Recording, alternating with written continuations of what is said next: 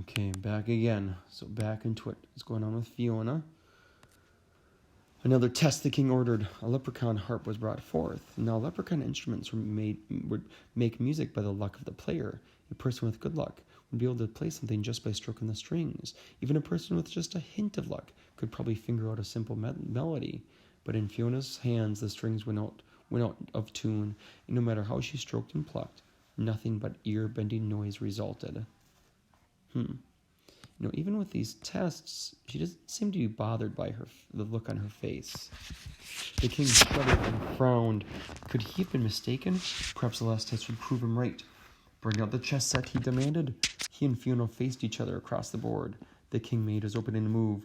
Nobody could hope to beat the leprechaun king, for he steeped in luck. But a person with good luck could last a while against him. Even a person with just a bit of luck had hopes of making a few good moves. Despite the king trying his hardest to lose, Fiona was beaten soundly within 2 minutes. She does not seem unhappy. The king eyed her in amazement. You have no luck at all, he declared. But what about the milk and the eggs and the potatoes? Fiona sighed. If I fill my bucket with whitewash, or my egg basket with pine cones, or my wheelbarrow with dirty rocks, surely that's my own business. I told you I had no luck, and I didn't lie. No, I'll take my wish and be on my way.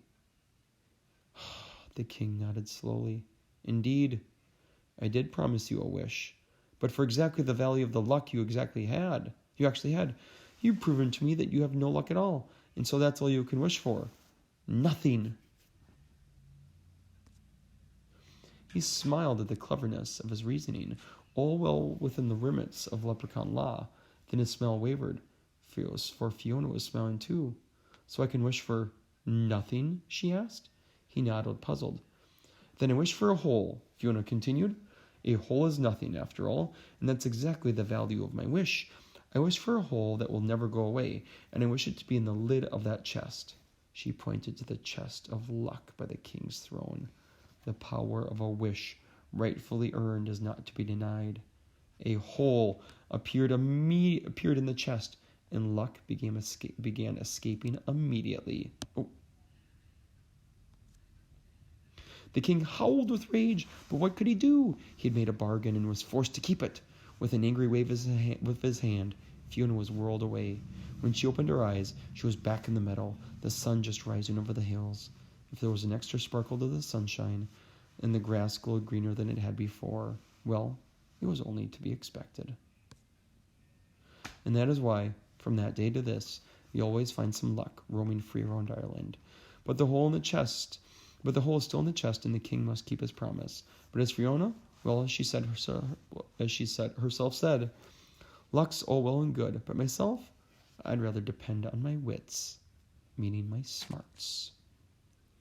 So I want you just thinking here before I quick pause it. Who's the main character? What's the main character's goal? But what's getting in the way of the character's goal? What's that problem or conflict? How did the character try to solve the problem? And what's that resolution or ending? And also, what's the lesson?